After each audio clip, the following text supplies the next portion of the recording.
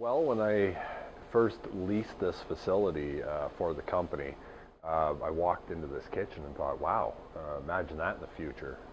And Debbie, my wife, was with me.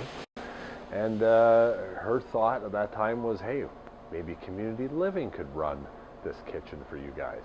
I thought it was a great idea. And it was just a matter of taking it to the next step and making it happen.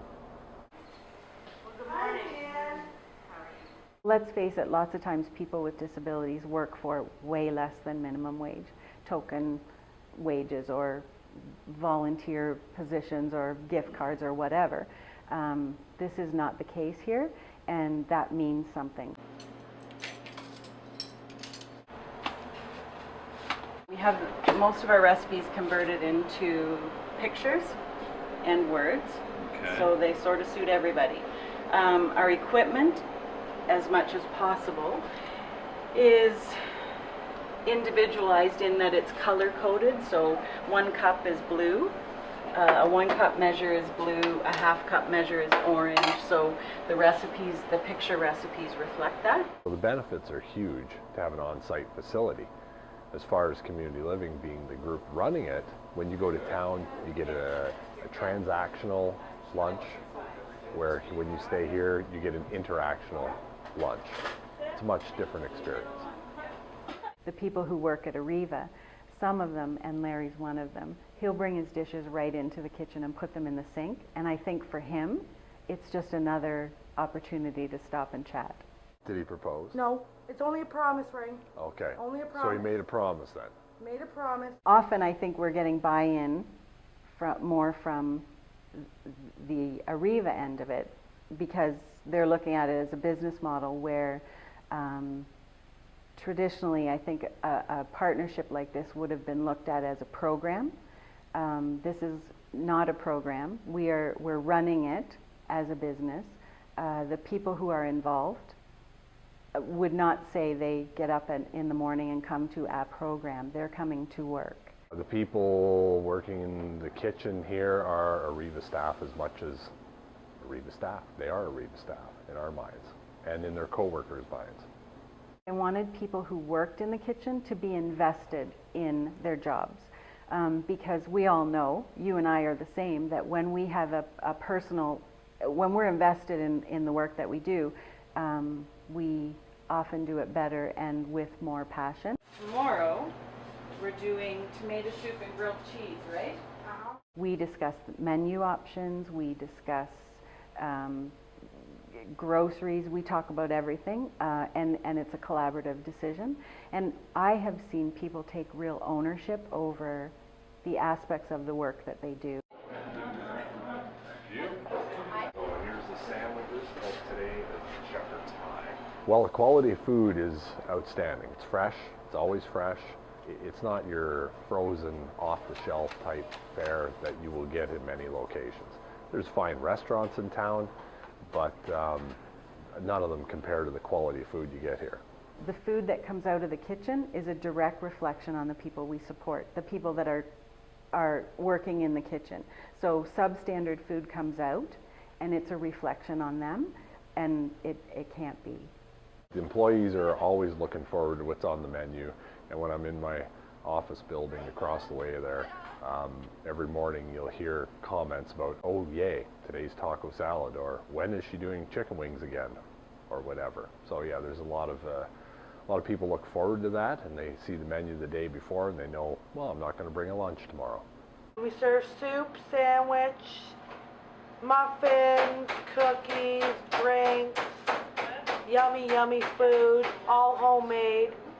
I don't actually think there's anybody working in the kitchen right now who hasn't grown incredibly, even in the short time we've been here, in their skills, but also in their ability to talk to people, conversation, spontaneous conversation, back and forth conversation, and relationships are building in the cafeteria. They just are. Yeah. You were the artist, right? Yeah. Yeah. The drama queen. The drama queen. I think one of the things that stands out to me is in such a short period of time, members that do work in the kitchen that would have been, I'll say, in a shell to start, are not in a shell anymore. And that interaction with my employees, because I had employees as well who were in a shell and weren't, I'm not going to say, it's not that they weren't accepting, but they didn't know how to take it, especially from the older generation. Some of our older gentlemen, you could see, weren't really open in the first week. Well, there is a gentleman who, when we first opened, he would come in and get coffee. And he's an older gentleman. He would go get his coffee, and he would come over with his loonie and hand it to somebody and struggle to make eye contact. And one day, Sarah actually was at the steam table looking after her shepherd's pie when this gentleman came in, and she commented on his shirt. He had a bright blue shirt on. She commented on his shirt, and he looked down and he said, "Well, thank you, I quite like this shirt too." And then he said, "Something smells good." And she said, "Oh, it's my shepherd's pie." And he said, "Oh, I like shepherd's pie." She said, "You should have some." And he did have some that day, and he's eaten with us every single day since. He's a man who, he'll put his dishes in the bus bin in the cafeteria here and walk into the kitchen to personally thank every worker in the kitchen and tell them how good the food was.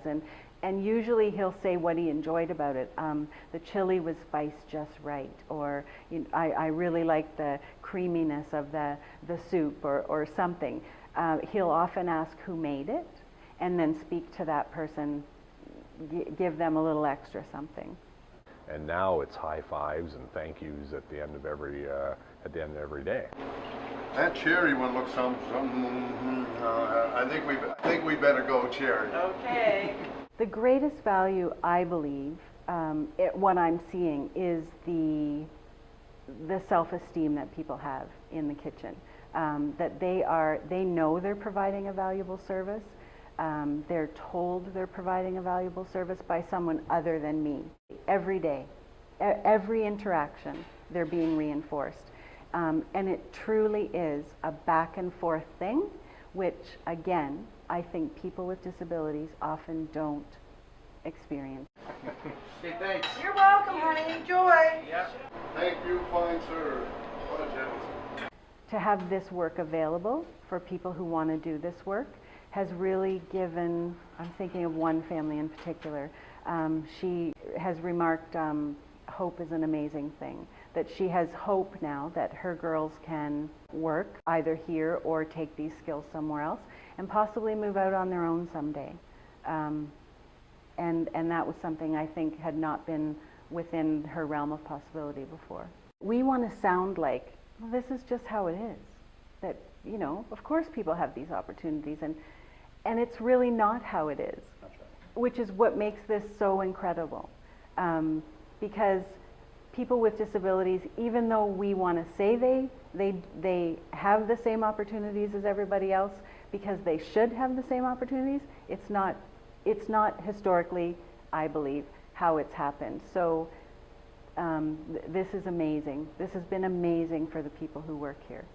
Changing Time Catering. Can't get any better than this. My vision is bigger than just changing time catering. My vision is about employment for people with disabilities, and 20 years from now, the lines being blurred between employees without disabilities and employees with disabilities, and everybody will just be working together. There is a contract worker who finished up on Thursday and came into the kitchen to speak to everybody, to say goodbye to everybody, but in particular Alan. He's really connected with Alan, has marveled, he tells me almost every day, how incredible the growth is in Alan that he's seen from the beginning of Changing Time Catering to now. And when he said goodbye to Alan, when he was saying goodbye, he teared up actually, and told Alan to never give up on his dreams, to always remember what his dreams are, and to go for them every day. And Alan talked about it with me on the way home, actually, that was a nice thing for him to say, and that he is never going to give up on his dreams. Just one of those nice relational things. You got to stick with your goals and your dreams.